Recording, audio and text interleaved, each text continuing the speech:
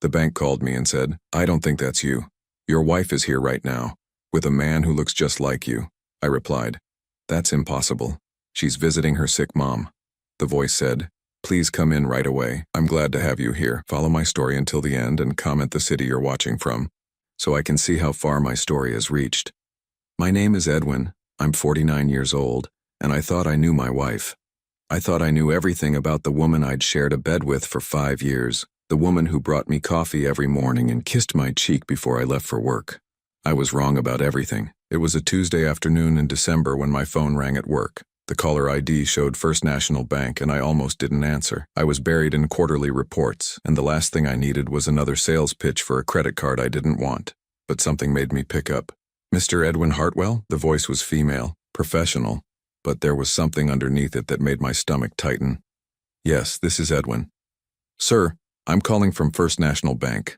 I need to ask you something, and please don't think I'm crazy, but are you currently at our downtown branch?" I blinked, setting down my pen. "No, I'm at my office." "Why would you ask that?"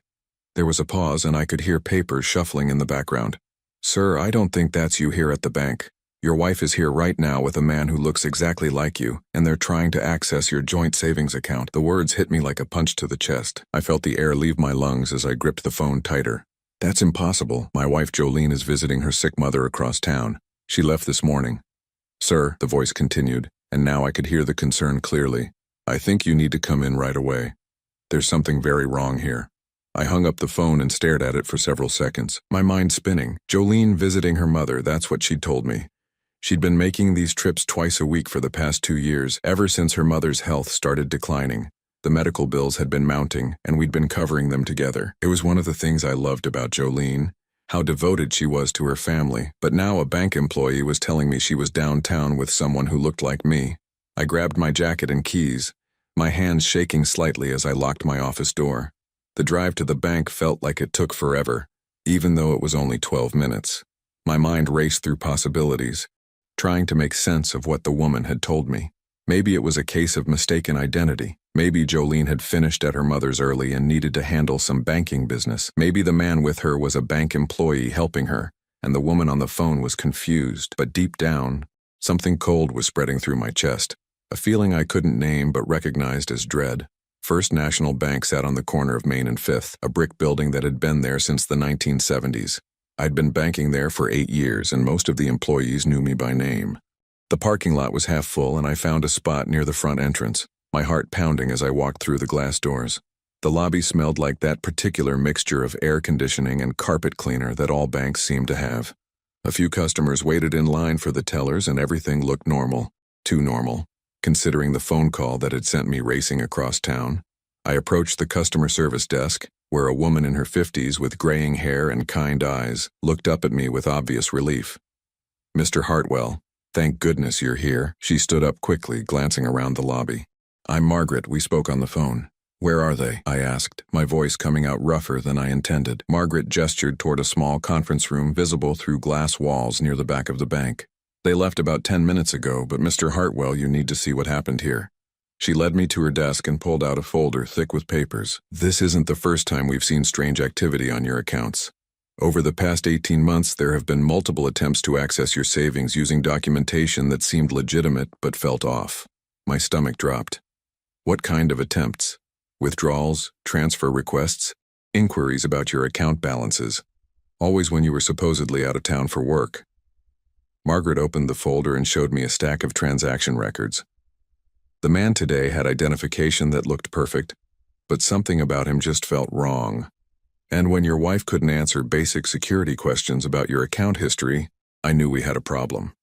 I stared at the papers, my vision blurring slightly. "What kind of security questions?" "The date you opened your first account with us, your mother's maiden name, the amount of your initial deposit. Basic things any spouse should know, especially since your wife is listed on the account." The cold feeling in my chest was spreading, reaching my fingertips. Jolene didn't know any of those things because she'd never asked. In 5 years of marriage, she'd never shown interest in our financial history or details. I'd thought it was because she trusted me to handle everything, but now that trust felt different, naive. Margaret lowered her voice and leaned closer. Mr. Hartwell, I've been working in banking for 27 years. I've seen identity theft, fraud, all kinds of financial crimes, but this feels personal. This feels like someone very close to you has detailed information about your life and is using it against you. I sat down heavily in the chair across from her desk. How much did they try to access? $45,000 from your joint savings account. The full balance. The number hit me like another punch. $45,000. Money we'd saved together over 5 years. Money I'd earned through overtime and weekend shifts. Money that was supposed to be for our future. Maybe a down payment on a bigger house or a vacation we'd been talking about. Did they get it? I asked, though I wasn't sure I wanted to know the answer. No. I stopped the transaction when something felt off, but Mr. Hartwell, they had all the right paperwork. Identification, authorization forms, even what looked like a power of attorney document giving your wife permission to make large withdrawals. I rubbed my forehead, feeling the beginning of a headache. I never signed any power of attorney. Margaret nodded grimly. That's what I was afraid of. She pulled out another sheet of paper. This one a photocopy of a driver's license. This is the ID the man presented. I stared at the license and my blood went cold. The name was mine, Edwin Michael Hartwell. The address was correct. Even the height and weight were accurate, but the face in the photo, while incredibly similar to mine, was subtly wrong. The nose was slightly different, the jawline a bit broader, the eyes set just a fraction wider apart. This man looks like your twin brother, Margaret said quietly. I don't have a twin brother, I replied automatically. But even as I said it, something was nagging at the back of my mind. Something Jolene had mentioned once years ago about family she didn't talk about. Family that was complicated, she'd said, and left it at that. Margaret handed me one more paper. There's something else you need to see. This morning, before they arrived, we received a call from someone claiming to be you, asking about procedures for large withdrawals. The caller knew details about your account that only you should know. I looked at the call log she showed me. The timestamp was 9:47 this morning. At 9:47 this morning, I was in my office, reviewing budget reports for my department. I had proof of that, timestamps on emails I'd sent, a conference call I'd joined at 10 o'clock. Someone's been watching you, Mr. Hartwell, Margaret said softly. Someone's been learning your routines, your schedule, your personal information, and they've been planning this for a long time. I stood up slowly, my legs feeling unsteady. The bank lobby around me looked different now, like I was seeing it through fog. Everything I'd thought I knew about my life, about my marriage, about my wife, was shifting beneath my feet. What do I do now? I asked. Margaret's expression was sympathetic but firm. You go home and you look for things that don't belong. You check your mail, your documents, your personal papers, and Mr. Hartwell, you think very carefully about who has access to your life. I thanked her and walked back to my car, my mind reeling. The drive home took forever and no time at all. I kept thinking about Jolene's twice-weekly visits to her sick mother, how devoted she was, how she never let me come along because her mother was too weak for visitors, how she always seemed to know exactly when I'd be working late or traveling for business. As I pulled into our driveway, I noticed Jolene's car wasn't there yet. She was probably still at her mother's, or maybe she was somewhere else entirely. Maybe she'd never been at her mother's at all. I unlocked the front door and stepped into the house we'd shared for 5 years. Everything looked the same, the beige sofa we'd picked out together, the coffee table with her magazines, the family photos on the mantel. But now it all felt like a stage set, like props in a play I didn't know I was performing in. I walked into our bedroom and opened Jolene's closet, though I wasn't sure what I was looking for. Her clothes hung neatly, her shoes lined up on the bottom shelf. Everything normal, everything as it should be. Then I opened my own closet and my breath caught in my throat. Hanging in the back, behind my winter coats, was a gray sweater I'd never seen before, and next to it, a pair of jeans that weren't mine but would fit me perfectly. The clothes looked exactly like something I would wear. The same brands I preferred, the same style, but I'd never bought them. Someone else had been wearing my clothes, someone who needed to look like me. I sank onto the edge of the bed, Margaret's words echoing in my head. Someone's been watching you. Someone's been learning your routines. As I sat there in the bedroom I'd shared with my wife for 5 years, surrounded by furniture we'd chosen together and memories we'd built together, I realized I had no idea who Jolene really was. And I was terrified to find out. I waited for Jolene to come home, sitting at our kitchen table with a cup of coffee that had long gone cold. The gray sweater and jeans I'd found in my closet lay spread out on the chair across from me. Physical evidence that my life wasn't what I thought it was. Every few minutes I checked my phone, watching the minutes tick by, wondering where my wife really was and who she was with. She walked through the front door at 6:37, exactly when she always did after her mother visits. I heard her keys hit the small dish by the entrance, heard her heels click across the hardwood floor, heard her call out in that same cheerful voice I'd fallen in love with 5 years ago. "Edwin, honey, I'm home. How was your day?" "In the kitchen," I called back, my voice steadier than I felt. Jolene appeared in the doorway, and for a moment I just looked at her.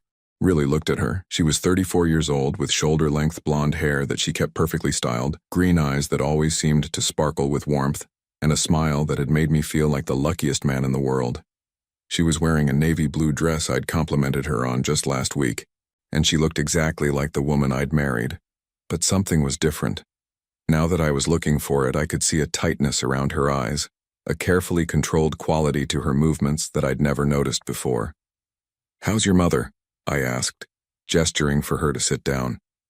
Jolene's smile flickered for just a fraction of a second before returning full force. "Oh, you know how it is. Some days are better than others. The physical therapy is helping, but she gets so tired." She moved toward the refrigerator, not sitting down.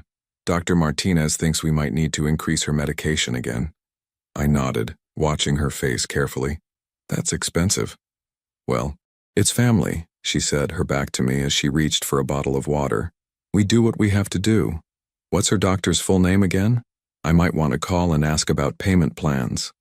Jolene froze for just a moment, her hand still on the refrigerator handle. "Oh, honey, you don't need to worry about that. I handle all the medical stuff. You know how confusing all those insurance forms can be." She turned around with a bright smile, but I caught something in her expression that made my stomach clench. It was the look of someone who'd been caught off guard and was buying time to think. "Actually, I called the insurance company today," I said, keeping my voice casual. "They said there's a problem with Mom's coverage." "What kind of problem?" Jolene's voice was still light, but she was gripping the water bottle tighter than necessary. "They said her policy was canceled 8 months ago for non-payment." The silence that followed stretched between us like a taut wire. Jolene blinked once, twice, and I watched her face carefully. A skilled liar would have had a ready response, an explanation about insurance mix-ups or billing errors, but Jolene looked genuinely shocked, like she'd been slapped. "That can't be right," she said finally. "I've been paying those premiums every month." "With what money?" I asked quietly. "Because I looked at our bank statements, Jolene. $3,000 every month for medical expenses, but if there's no insurance coverage, where's that money been going?" The water bottle slipped from her hands and clattered to the floor. Neither of us moved to pick it up. Jolene stared at me, and for the first time since I'd known her, I saw fear in her green eyes. "Edwin, I can explain," she said, but her voice was different now, smaller, less sure. "Can you? Because I had an interesting conversation at the bank today." Her face went pale. "The bank?"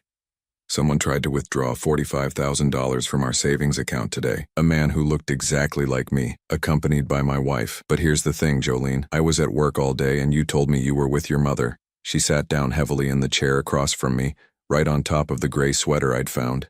She didn't seem to notice, or maybe she did and was trying to hide it. Her hands were shaking now, and she clasped them together on the table. "This is all a misunderstanding," she said, but the words came out rushed, desperate. "There must be some kind of identity theft. Someone's been using our information." I reached across the table and gently moved her hands aside, revealing the gray sweater beneath them. "Is this yours?" I asked. Jolene's breath caught in her throat. She stared at the sweater like it was a snake that might bite her. I've never seen that before. It was in my closet, Jolene, in the back, behind my winter coats, along with a pair of jeans that aren't mine but would fit me perfectly. Someone's been keeping clothes in our house that are meant to make them look like me." The fight went out of her all at once. Her shoulders sagged, and she put her face in her hands. For a moment, I thought she was going to cry, and despite everything, I felt a surge of sympathy. This was still my wife, the woman I'd loved for 5 years, and seeing her break down hurt more than I'd expected. But when she looked up at me, there were no tears, just a kind of calculating resignation, like she was deciding how much truth to tell me. "Edwin, you have to understand, I never meant for it to go this far." "How far? How far was it supposed to go?" She took a shaky breath. "My brother needed help." "Your brother?" I stared at her. "Jolene, you told me you were an only child. 5 years ago when we were dating, you said your parents died when you were young and you had no other family except your mother." I lied. The words came out flat. "Matter of fact, I have a twin brother, Marcus. We look very similar to our respective spouses. It's something that runs in our family, strong genetic resemblance patterns." My mind was reeling. A twin brother. That explained the man at the bank, the man who looked like me but wasn't quite right. Where is he? He's been staying with my mother for the past 2 years. He lost his job, got into some financial trouble. He needed help getting back on his feet. And the medical expenses? The $3,000 a month? Jolene's voice got even smaller. That was for him, to help him pay his debts, get a fresh start. I knew you wouldn't understand. You're so careful with money, so I told you it was for Mom's medical bills. I felt like I was falling down a dark hole with no bottom. Your mother isn't sick. She is sick, just not the way I told you. She's sick with worry about Marcus, about what he might do if we don't help him. What he might do? Jolene, what are you talking about? She was quiet for a long moment, staring at her hands. When she spoke again, her voice was barely above a whisper.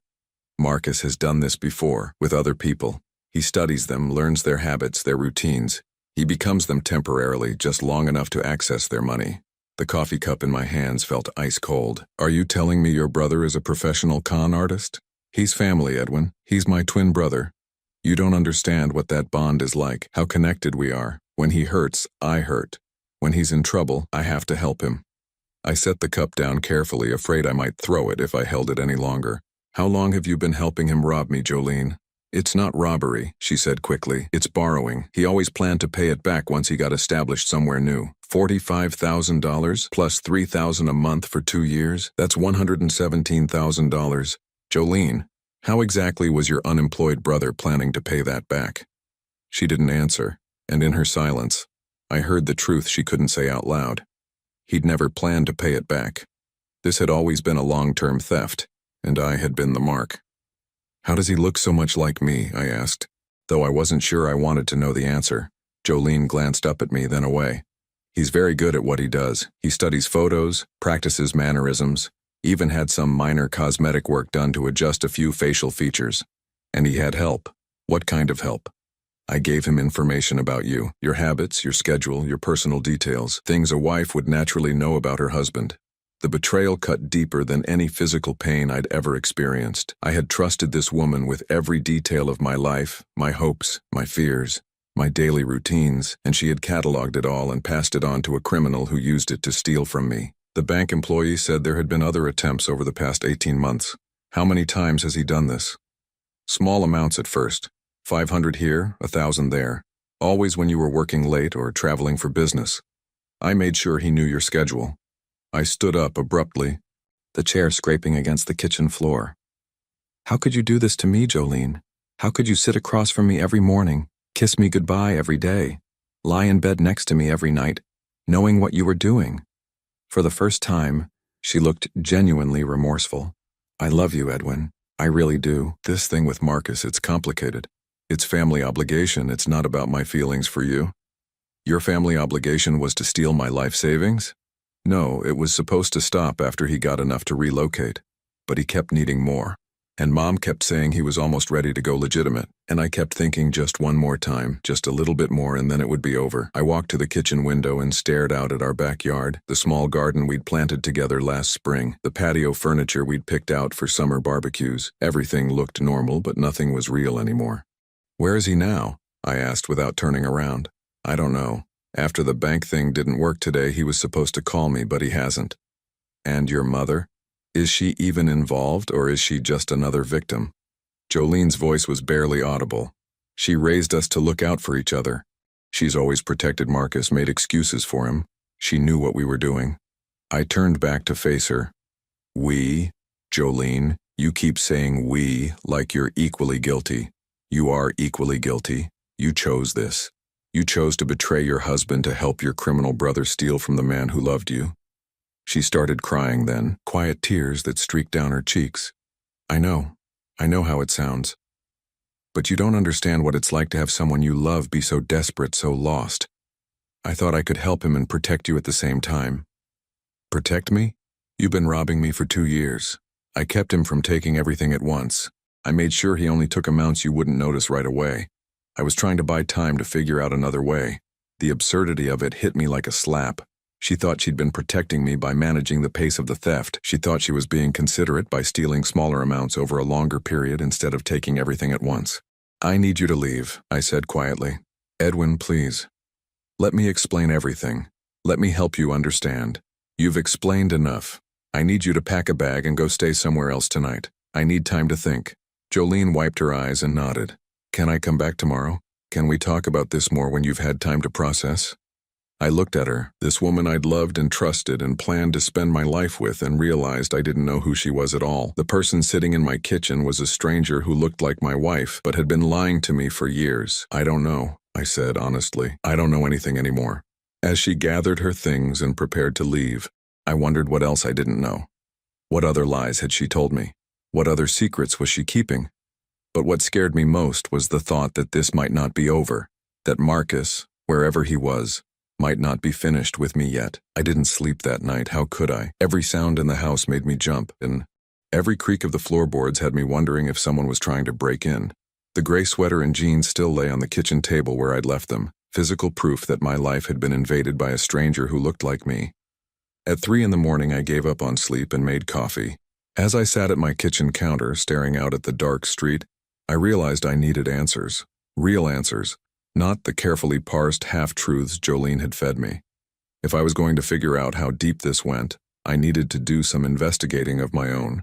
I started with the obvious place, our home office. Jolene handled most of our household paperwork, and I'd always been grateful for that. She was organized, detail-oriented, and I trusted her to manage everything from insurance policies to tax documents. Now that trust felt like the biggest mistake of my life.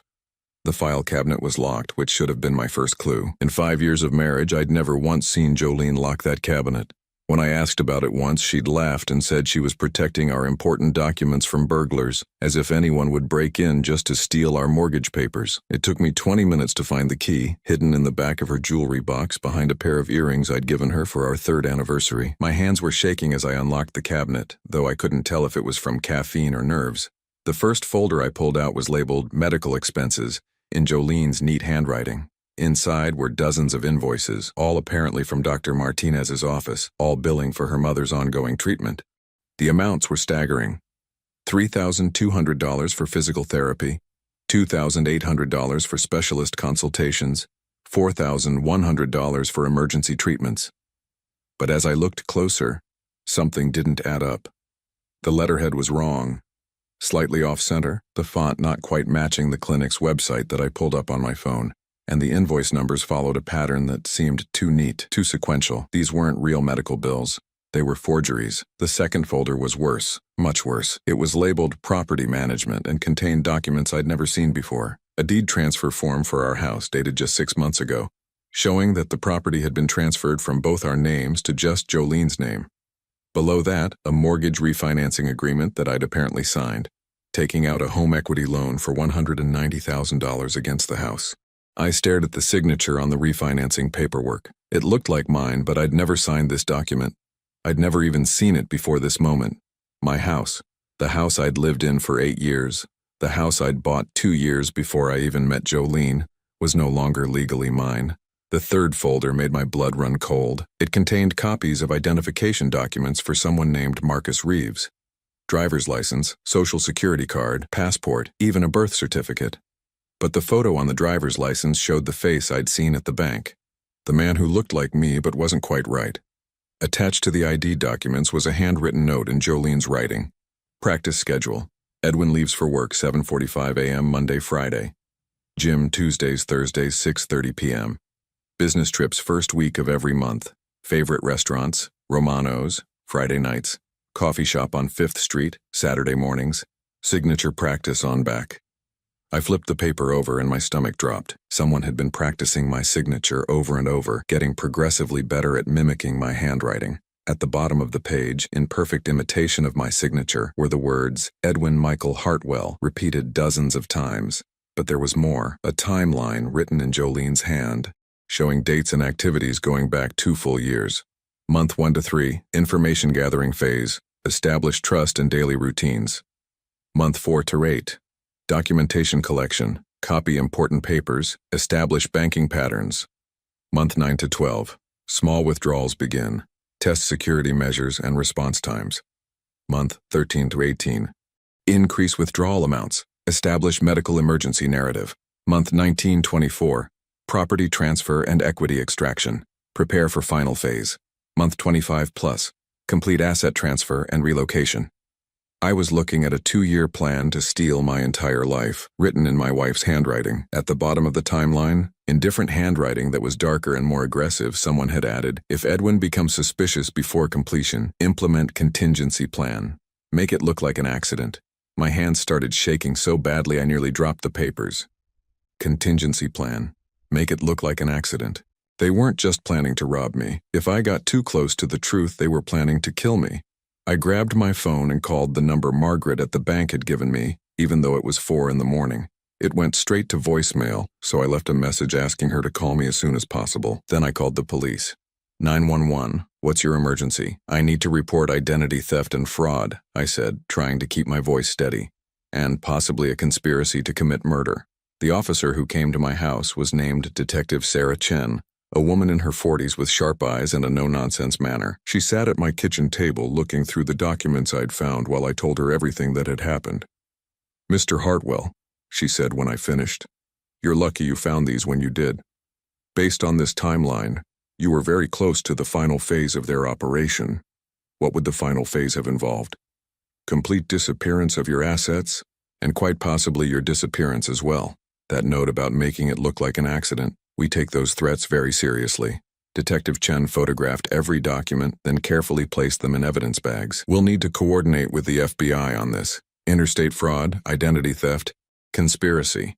This is much bigger than a local case. What about Jolene and her brother?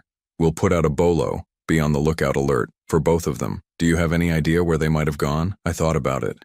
In 5 years with Jolene, she'd never mentioned friends or family beyond her mother and the brother she'd claimed didn't exist. She'd always said she was a private person, that she preferred small social circles. Now I realized it was because she'd been lying about her entire background. "Her mother," I said suddenly. "She's been visiting her mother twice a week for 2 years. If that woman even exists, she might know where they went." Detective Chen nodded. "We'll need that address." I gave her the address Jolene had given me for her mother's apartment. Though I realized now I had no idea if it was real. Everything Jolene had told me was suspect. "Mr. Hartwell, I want you to understand something," Detective Chen said as she gathered her paperwork. "The people who did this to you are sophisticated criminals. This wasn't a crime of opportunity or desperation. This was a carefully planned, long-term operation designed to steal your entire life savings and possibly your life itself. How long do you think they've been doing this? Based on the level of organization and the quality of the forged documents, this isn't their first time. There are probably other victims out there who don't even know they've been robbed yet." After Detective Chen left, I sat alone in my house, or what used to be my house, trying to process everything I'd learned. The woman I'd loved for 5 years was a professional criminal. The life we'd built together was an elaborate con game. Even the house I was sitting in had been stolen from me through forged documents and identity theft. But what scared me most was realizing how close I'd come to losing everything, including my life. If I hadn't gotten that call from the bank, if Margaret hadn't been suspicious, if I hadn't found those documents when I did, I might have disappeared entirely. Another accident victim in a scheme that had probably claimed other lives. My phone rang just after 7 in the morning. Margaret from the bank. "Mr. Hartwell, I got your message. I got your... Are you all right? I'm alive." "Which is apparently better than I should have expected," I said, and told her about what I'd found. "Dear God," she said, when I finished. "Mr. Hartwell, there's something else you need to know. I did some more research after you left yesterday, and I found evidence of similar attempts at other banks in the area. Different names, different faces, but the same pattern. Couples where one spouse gradually gains access to all the other's financial information, then a man appears who looks remarkably like the victim." "How many other cases?" "At least 3 that I can find just in our area. And Mr. Hartwell, in 2 of those cases, the original account holder died in accidents shortly after large sums of money were withdrawn from their accounts. The room started spinning around me. 2 people were dead, 2 people who had probably trusted their spouses the same way I'd trusted Jolene, who had probably never suspected they were being set up for murder until it was too late." "There's something else," Margaret continued. "I checked your account this morning and there was another attempt to access it last night. At 3:17 a.m., someone tried to transfer your entire retirement savings to an offshore account. Did it go through?" "No. After yesterday's incident, we put a hold on all transactions. But Mr. Hartwell, they're not giving up. They're still actively trying to steal from you even after their cover was blown." I thought about the timeline I'd found, the plan that had been so carefully laid out over 2 years. They'd invested too much time and effort into this to walk away empty-handed. They were going to keep coming for me until they got what they wanted or until someone stopped them. What do I do now? I asked. You stay somewhere safe and you let the police handle this. But Mr. Hartwell, you need to understand that these people are desperate now. Their plan failed, their cover is blown, and they've got nothing left to lose. That makes them extremely dangerous. As I hung up the phone, I realized I was no longer safe in my own home. The people who had been stealing my life for 2 years knew every detail about my routines, my habits, my hiding places. They knew when I left for work, when I came home, when I was vulnerable. And now they knew I'd discovered their plan. I packed a bag with essential documents and clothes, then drove to a hotel across town. I paid cash and used a fake name, something I'd seen in movies but never thought I'd need to do in real life. As I sat in that anonymous hotel room, staring out at the parking lot, I tried to figure out what I'd done wrong. How had I been so blind? How had I lived with someone for 5 years without seeing who she really was? But the more I thought about it, the more I realized that Jolene hadn't just been pretending to love me. She'd been studying me, learning my weaknesses, my blind spots, my capacity for trust. Every kiss, every conversation, every moment of intimacy had been data collection for a criminal operation. I'd been married to a predator who looked like the woman of my dreams. And somewhere out there, she and her brother were planning their next move. I stayed in that hotel for 3 days, jumping at every sound in the hallway, checking the locks on my door every few hours. Detective Chen called twice daily with updates, but the news wasn't good. Jolene and Marcus had vanished completely. The address Jolene had given me for her mother's apartment turned out to be a vacant unit that had been empty for 6 months. The bank account they'd tried to transfer money to was closed within hours of the failed attempt, and the trail went cold there. But on the 3rd day, Detective Chen called with news that made my blood run cold. Mr. Hartwell, we need to meet. There's something you need to see, and it's not something I want to discuss over the phone. We met at a coffee shop downtown, far from anywhere Jolene would know to look for me. Detective Chen looked tired, like she'd been working around the clock, and the folder in her hands was thick with new documents. We've been investigating the other cases I mentioned, she said, sliding into the booth across from me, and we've uncovered something much bigger than we initially thought. She opened the folder and pulled out a series of photographs. Do you recognize any of these people?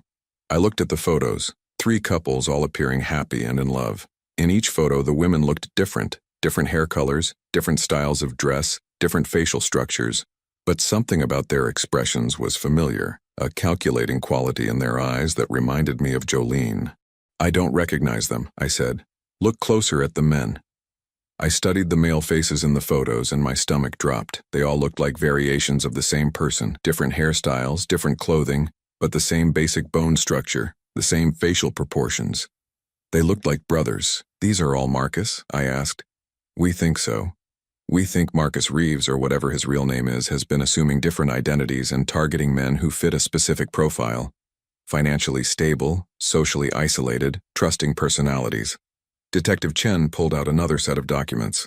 And the women aren't random either. We think they're all the same person. I stared at her. What do you mean? Plastic surgery, hair dye, colored contacts, even dental work to change the shape of her face. The woman you knew as Jolene has been married at least 4 times under different names. Each time she and Marcus spend 2 to 3 years setting up their victims, then they drain their assets and disappear. The coffee in my cup had gone cold, but I couldn't have swallowed it anyway. You're telling me my entire marriage was fake? More than fake, professional. Mr. Hartwell, we think you were targeted specifically. The house you bought 8 years ago, your job, your social habits, they chose you because you fit their victim profile perfectly. She handed me a timeline that showed dates going back 7 years. We think they've been watching you longer than you realized.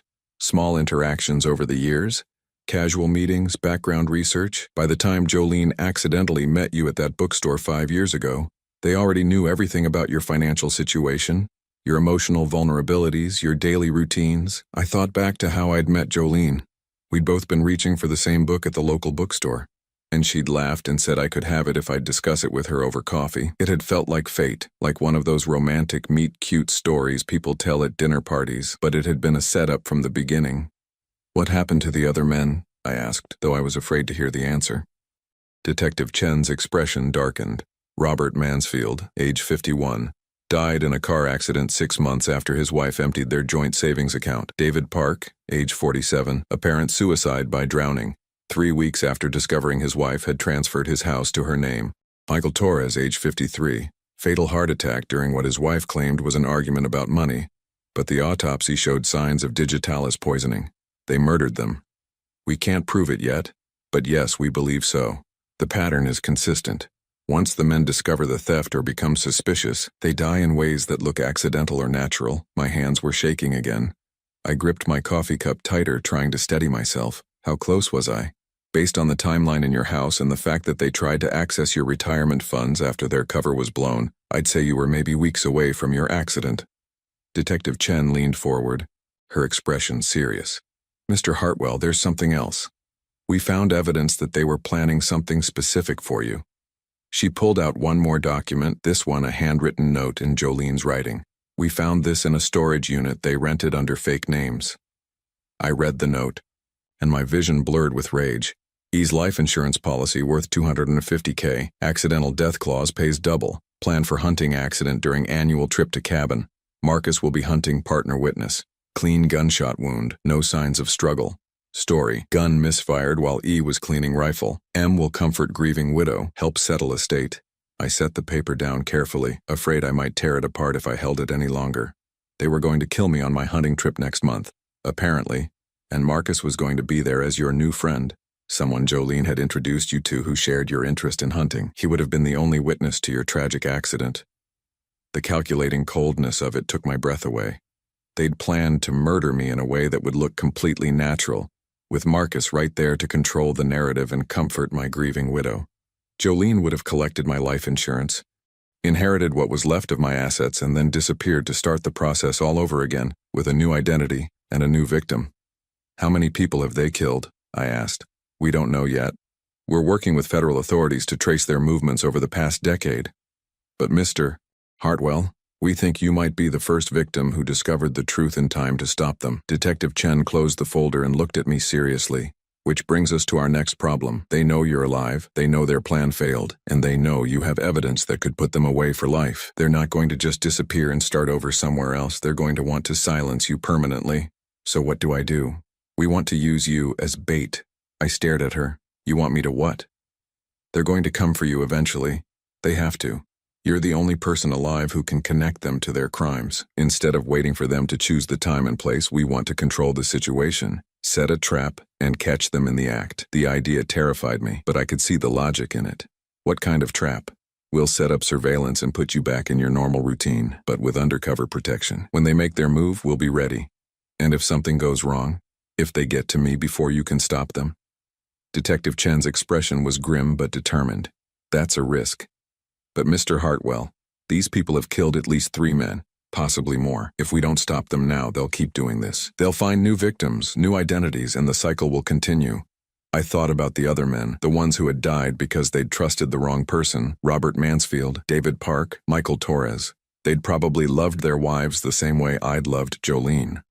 They'd probably never suspected they were being set up for murder until it was too late. If I do this, I said slowly, what are the chances you'll catch them? Good, they're desperate now, which means they'll make mistakes, and we'll be ready for them.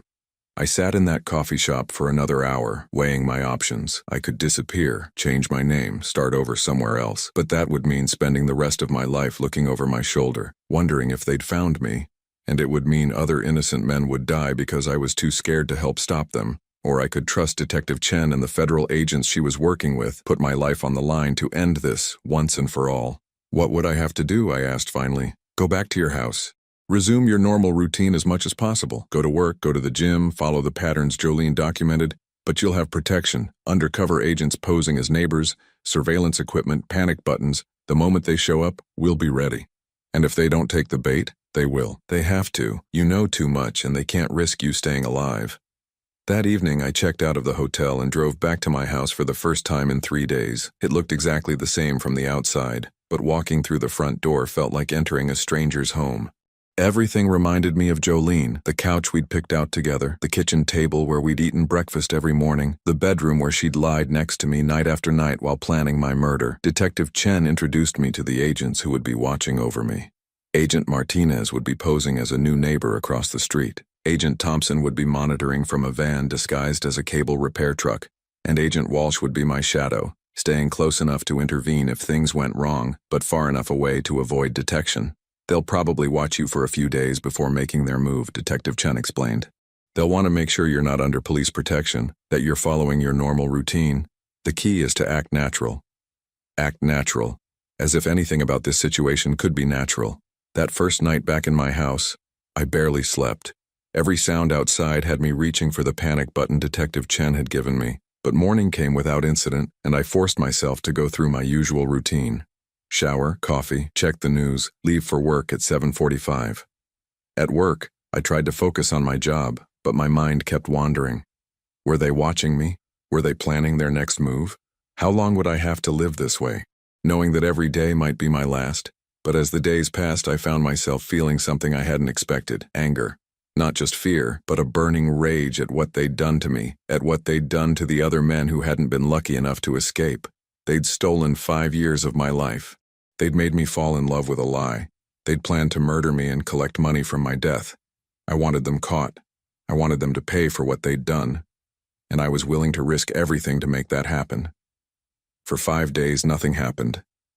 I went to work, came home, went to the gym, followed the routine Jolene had so carefully documented in her notes.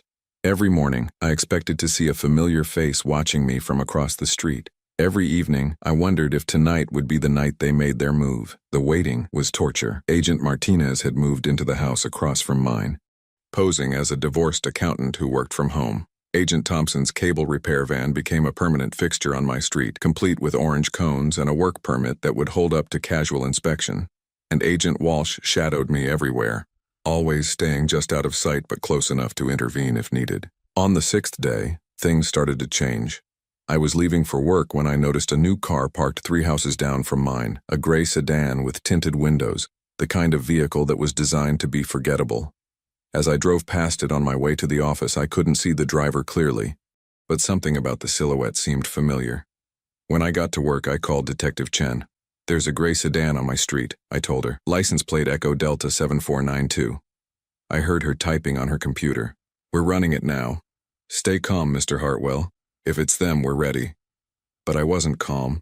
After 6 days of nothing, the sudden appearance of watchers felt like the beginning of the end. They were here, and soon this nightmare would be over one way or another. The gray sedan was gone when I came home from work, but I knew they'd been watching, learning my patterns all over again, making sure I wasn't under protection, planning their approach. That night, Detective Chen called with confirmation. "The sedan is registered to a company that doesn't exist. Fake registration, fake insurance, probably stolen plates. It's them. What happens now?"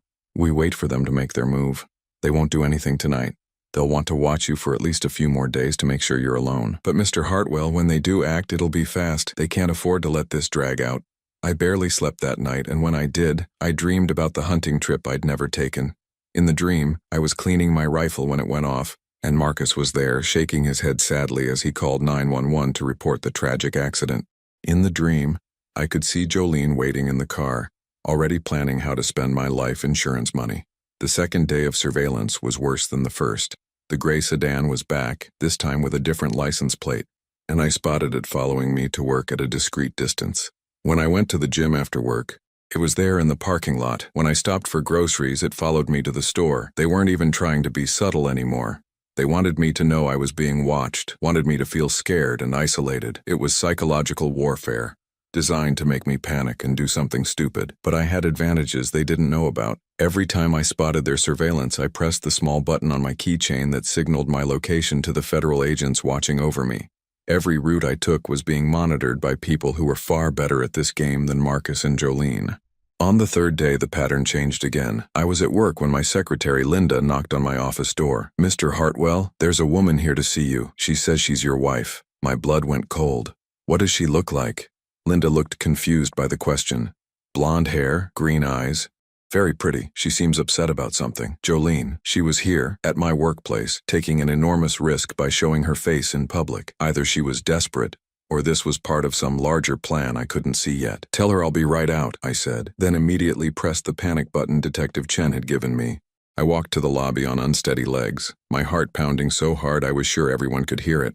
And there she was, sitting in one of the leather chairs near the reception desk, looking exactly like the woman I'd fallen in love with 5 years ago. But now I knew what to look for. The way her eyes scanned the room constantly, cataloging exits and potential threats.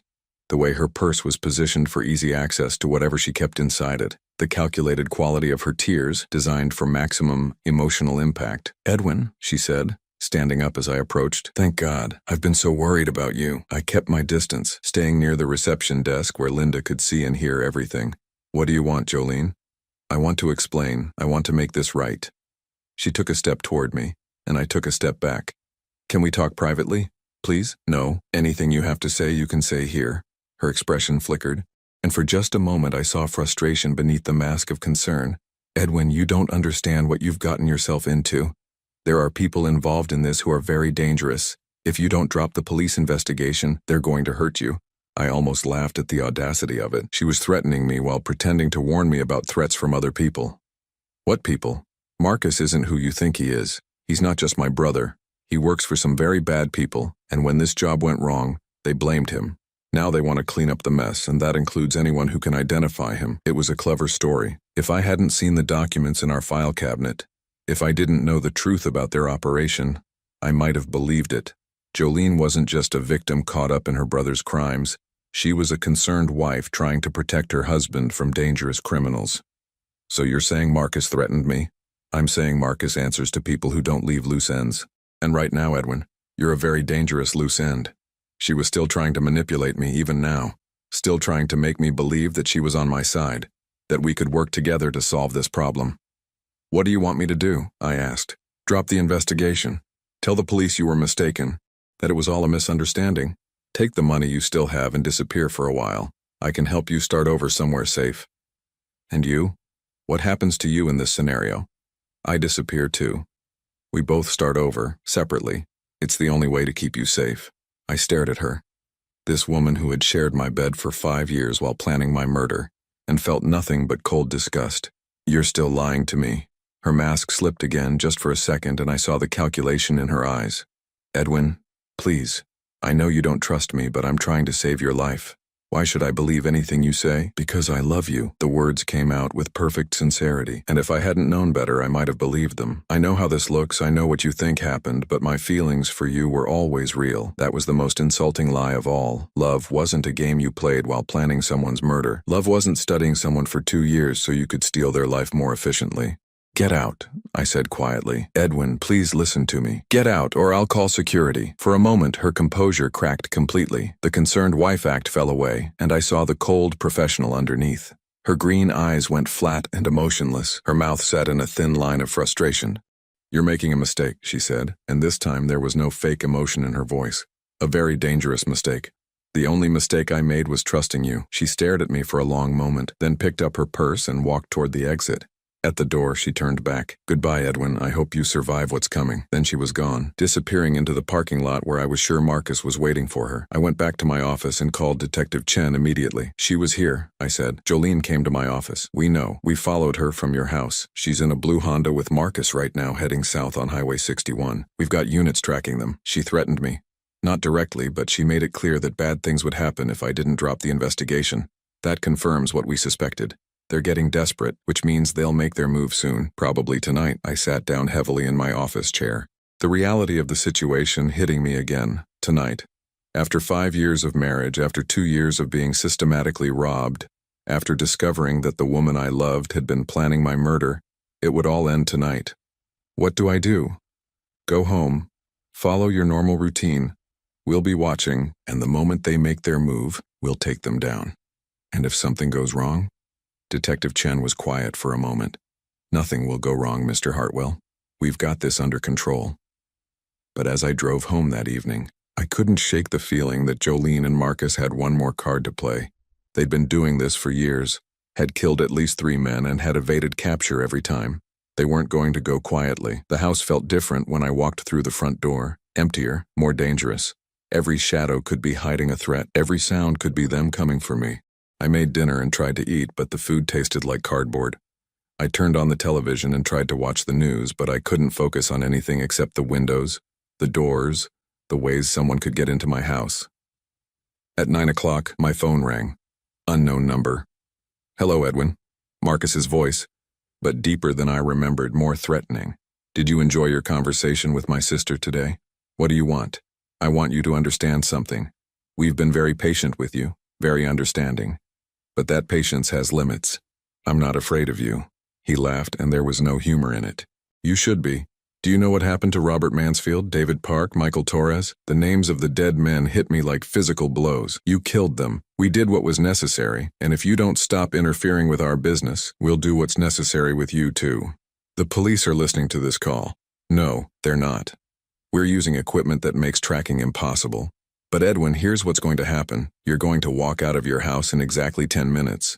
You're going to get in your car and drive to the address we're about to text you. You're going to come alone, and you're going to bring every piece of evidence you think you have against us. And if I don't, then we'll come to you. And when we do, it won't be quick. The line went dead. A few seconds later, my phone chimed with a text message containing an address I didn't recognize. I stared at the phone, my hands shaking. They wanted to meet face to face, to end this once and for all. But they didn't know about the federal agents watching my house. Didn't know that every move they made was being monitored. I pressed the panic button and waited for my phone to ring. Mr. Hartwell? Detective Chen's voice. They want to meet tonight. They're going to text me an address. We heard. We've been monitoring all cell traffic in your area. Don't go to that address. Mr. Hartwell, it's a trap. But what if they come here instead? Then we'll be ready for them. Trust me, this is almost over. I hung up and sat in my living room, waiting. The house was completely quiet except for the sound of my own heartbeat pounding in my ears. At 9:47, exactly 10 minutes after Marcus's call, I heard a sound that made my blood freeze. Someone was picking the lock on my front door. The soft scratching sound at my front door was almost inaudible, but in the silence of my house, it might as well have been a fire alarm. I pressed the panic button 3 times in rapid succession, the signal Detective Chen had told me to use if they were actually inside my house. I crept toward the kitchen, staying low and avoiding the windows. The agents watching my house would be moving into position, but I had no way of knowing how long it would take them to get here, or if they'd arrive before Marcus and Jolene finished picking the lock. The scratching stopped. For a moment, there was complete silence. Then I heard the soft click of the front door opening. I grabbed a kitchen knife from the counter, my hands shaking so badly I nearly dropped it. Through the kitchen window, I could see Agent Martinez's house across the street, but there was no sign of movement. Where were they? Edwin? Jolene's voice calling softly from the front hallway. We know you're here, we just want to talk. I stayed silent, pressed against the kitchen wall where I couldn't be seen from the hallway. This doesn't have to end badly, she continued, and I could hear her footsteps moving slowly through my house. We can work something out, we can all walk away from this. More footsteps, heavier ones. Marcus was with her, moving through my living room. I could hear him checking the closets, looking under the couch, searching for me systematically. Edwin. This time it was Marcus's voice, and he was closer, much closer. We found your panic button on the coffee table. Very thoughtful of you to leave it where we could see it. My heart sank. I'd been so careful to keep the panic button with me, but in my fear, I must have set it down when I went to get the knife. They knew I'd called for help. The police aren't coming, Jolene said, and now she sounded almost sad. We intercepted their communications, told them you'd changed your mind, that you wanted to handle this privately. They're not monitoring your house anymore. That couldn't be true, could it? Detective Chen had promised that they'd be watching, that they were ready to move the moment Marcus and Jolene showed up, but I hadn't heard any sirens, hadn't seen any movement from the surveillance team. You're lying, I called out, hoping my voice sounded more confident than I felt. Am I? Marcus was in the kitchen doorway now, and I could see his shadow on the wall. He looked exactly like me, but there was something wrong with his eyes. Something cold and predatory that had never been in any mirror reflection I'd seen. Check your phone, Edwin. See if you have any missed calls from your police friends. Against my better judgment, I glanced at my phone. No missed calls, no text messages, nothing. Either they were telling the truth, or the federal agents were playing this very carefully, waiting for the right moment to strike. Why don't you come out where we can see you? Jolene said. We really do just want to talk. I stepped out of the kitchen, the knife still in my hand, and faced the 2 people who had stolen 5 years of my life. Seeing Marcus in person was like looking into a funhouse mirror. He was my height, my build, with surgery-altered features that made him look like my twin brother. But where I saw doubt and fear in my own reflection, Marcus radiated confidence and barely controlled violence. And Jolene looked exactly like the woman I'd fallen in love with, except for her eyes. Those green eyes that had once looked at me with what I'd thought was love were now flat and calculating, like a predator sizing up prey. There he is, she said with a smile that didn't reach those cold eyes. My husband. Ex-husband, I corrected, surprised by how steady my voice sounded. Technically, yes, since you were so eager to divorce me. But Edwin, we never finished our conversation from this afternoon. Marcus moved to my right, positioning himself between me and the back door. You've caused us a lot of problems, Edwin. Do you know how much money we've lost because of your interference? About the same amount you stole from me, I'd guess. He laughed, but it wasn't a pleasant sound. We didn't steal anything, we earned it. Do you know how hard it is to live with someone for 5 years, pretending to love them, catering to their every need, playing the perfect wife? It was quite a performance, I said, looking at Jolene. Very convincing. Thank you. She actually looked pleased by the compliment. I've gotten very good at it over the years. Each husband teaches me something new about what men want to hear. How many have there been? You were number 7, Marcus said, and the most challenging. Most men are so desperate for love that they believe anything, but you were cautious, observant. We had to work much harder to gain your trust. Why me? What made you choose me? Jolene tilted her head, considering the question. You had money, but not too much. A stable job, but no family to ask awkward questions. And you were lonely, Edwin. So lonely that you'd fall in love with the first woman who paid attention to you. The words stung because they were true. I had been lonely when I met her, isolated and desperate for connection. And she'd given me exactly what I needed, exactly what she'd studied and planned to give me. Plus, you had that beautiful life insurance policy, Marcus added. $250,000 with double indemnity for accidental death. That hunting trip you had planned would have set us up very nicely. But then you had to go and ruin everything, Jolene said, and for the first time, I heard real anger in her voice.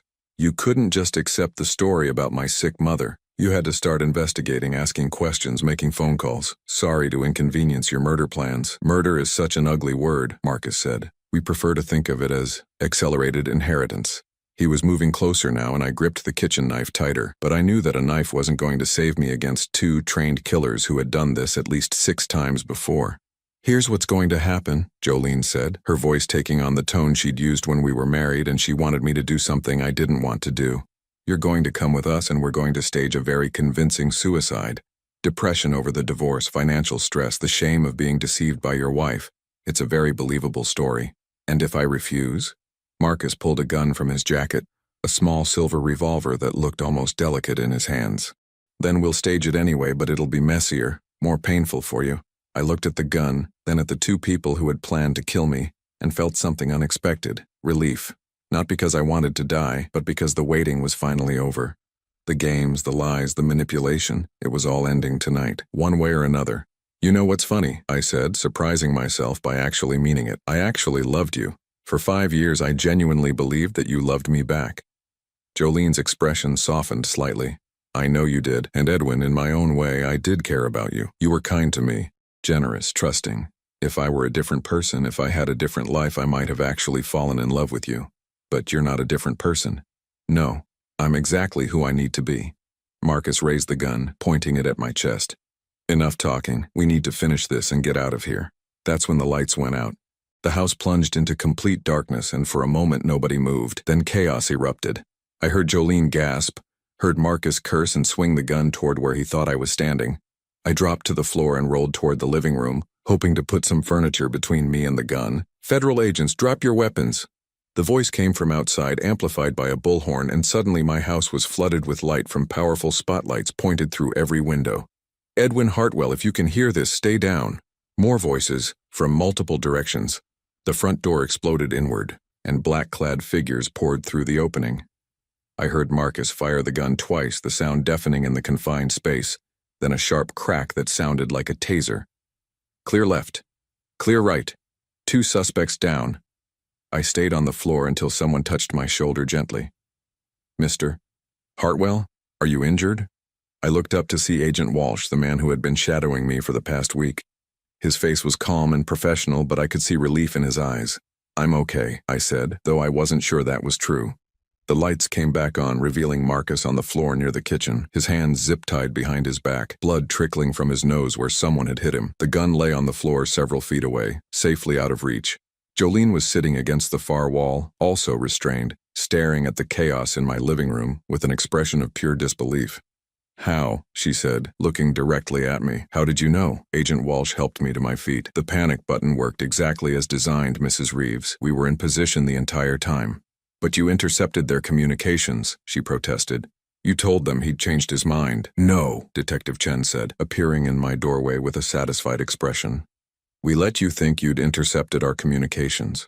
We wanted you to believe you were in control, that you'd successfully isolated Mr. Hartwell. I stared at her. You knew they were coming. We've been tracking their movements since they left your office this afternoon. The phone call, the unlocked door, everything was part of a carefully orchestrated plan to get them inside your house where we could arrest them safely. Marcus was struggling against his restraints, his face twisted with rage. This isn't over. There are others. People you don't know about, people who will come for you. Actually, Detective Chen said, pulling out a thick folder. We've been quite busy while you've been focused on Mr. Hartwell. We've arrested 6 members of your organization in 4 different states. Your operation is finished. The look of shock on Jolene's face was almost worth 5 years of lies. As they led her toward the door, she stopped and looked back at me one last time. I meant what I said, Edwin. If things had been different, if I had been different, I might have actually loved you. But you're not different, I said, echoing her words from earlier. You're exactly who you chose to be. She nodded once, then looked away. After they were gone, after the statements were taken and the evidence collected, I sat alone in my living room, surrounded by the debris of the night's events. Agent Walsh had offered to arrange for me to stay in a hotel, but I'd declined. This was my house, and I wasn't going to let them drive me away from it anymore. Detective Chen appeared in my doorway one last time before leaving. Are you sure you're all right, Mr. Hartwell? I thought about it. My marriage had been a lie. My house had been stolen and would need to be legally recovered. My savings account had been emptied and my trust in other people had been shattered. But I was alive. And for the first time in 2 years, I knew exactly who I was and what my life was worth. I'm fine, I said. And for the first time since this nightmare began, I actually meant it. 6 months later, I received a letter from the federal prison where Jolene was serving her sentence, 25 years to life with no possibility of parole. Marcus had gotten life without parole after they'd connected him to 2 additional murders in other states. I stared at the letter for a long time before throwing it away, unopened. I'd heard everything I needed to hear from her. I sold the house 6 months after that, once the legal complications had been sorted out. Too many bad memories, too many lies embedded in every room. I bought a smaller place across town, somewhere Jolene had never been, somewhere Marcus had never studied. I'm 50 now, and I've learned things about trust and love and betrayal that I never wanted to know. But I've also learned that surviving something like this changes you in ways that aren't all bad. I'm more careful now, but also more grateful, more suspicious, but also more appreciative of genuine kindness when I encounter it. And sometimes, late at night, I think about those other men who weren't as lucky as I was. Robert Mansfield, David Park, Michael Torres, and the others whose names I'll never know. Men who trusted the wrong person and paid for it with their lives.